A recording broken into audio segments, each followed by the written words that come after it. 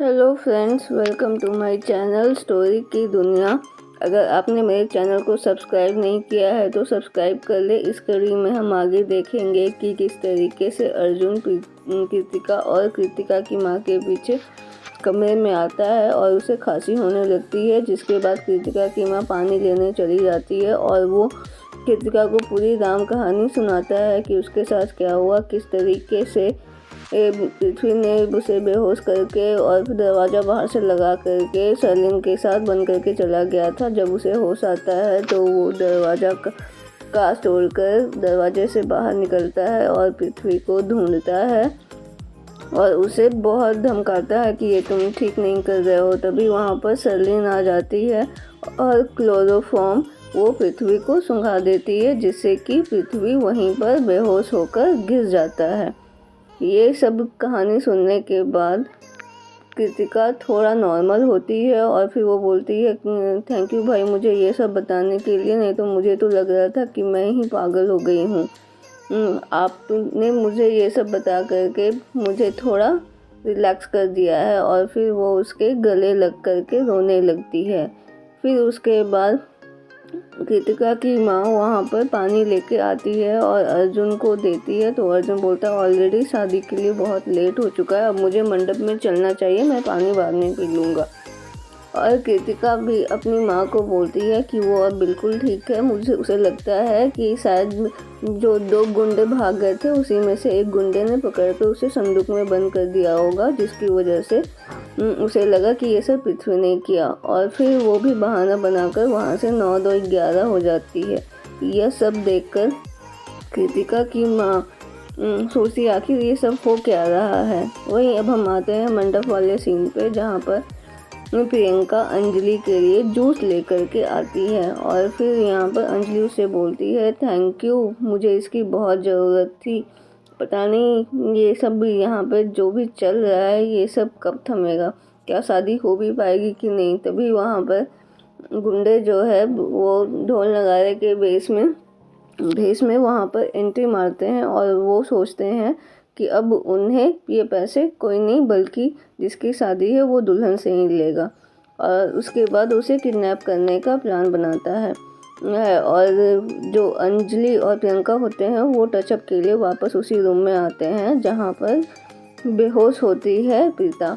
तभी तभी उनके रूम का दरवाज़ा नॉक होता है, जिसको देखकर कि अब कौन आ गया।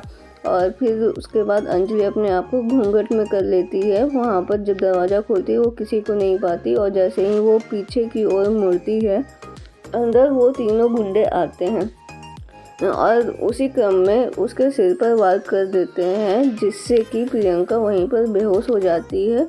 और फिर उसके बाद वो लोग अंजलि की तरफ बढ़ते हैं और उसे क्लोरोफॉर्म सुंघा करके बेहोश कर देते हैं और बेहोशी की हालत में वो उसे वहाँ से उठा करके ले जाते हैं। और उधर प्रियंका और इधर पृथ्वी है ना, वो सब बेहोश पड़े होते हैं। तो जब पृथ्वी को होश आता है तो वहाँ पर देखता है कि वो सरलिन उसके सामने खड़ी है और वो अपना उसी वो अंदाज में रहता है कि मैं तो मंडप पे था, मेरी शादी होने वाली थी, मेरा शेरा वगैरह कुछ भी नहीं है।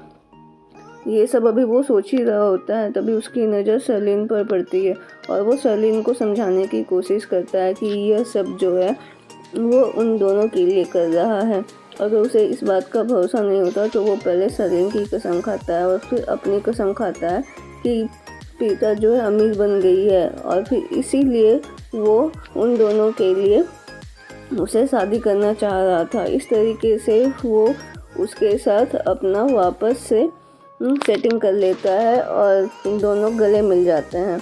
अब हम आते हैं कहानी में दूसरी तरफ, जहाँ पर अर्जुन मंडप की ओर जा रहा होता है। तभी वहाँ पर वो वापस से कृतिका से मिलता है और फिर दोनों साथ में मिल करके वहाँ से मंडप की ओर निकल जाते हैं।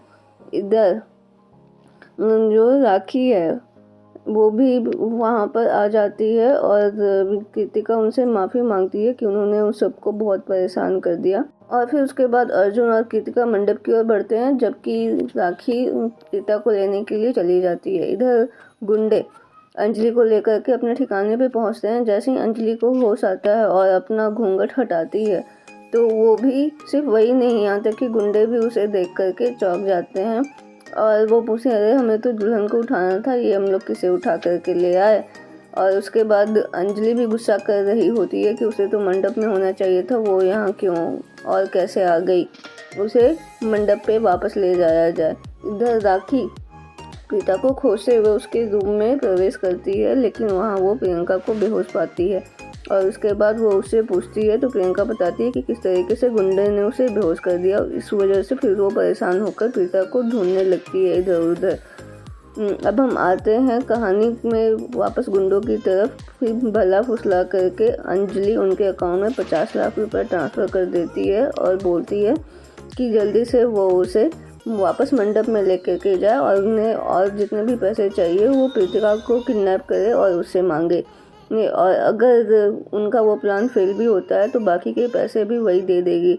सारे गुंडे उसके बाद में आ जाते हैं और उसे वापस मंडप में ले जाने के लिए तैयार हो जाते हैं। इधर राखी को एक कमरा दिखता है जो कि बाहर से लॉक होता है और वो वहाँ उस कमरे में जाते हुए फिर प्रीता को ढूंढने लगती है। वहाँ पर वो किसी को नहीं पाती। फिर अचानक उसकी नज़र पड़ती है कि किस तरीके से दीवार के सहारे प्रीता बेहोश पड़ी है और फिर उसे देख करके वो चौंक जाती है और उसके बाद वो प्रीता के पास जाती है और वो उसे उठाने की कोशिश कर रही होती है, लेकिन प्रीता उस वक्त नहीं जागती। वो घबरा जाती है क्योंकि आखिर एक माँ का दिल माँ के जैसा ही होता है ना। देखना दिलचस्प होगा कि ये कहानी किस ओर मोड़ लेती है। जानने के लिए देखते रहिए स्टोरी की दुनिया।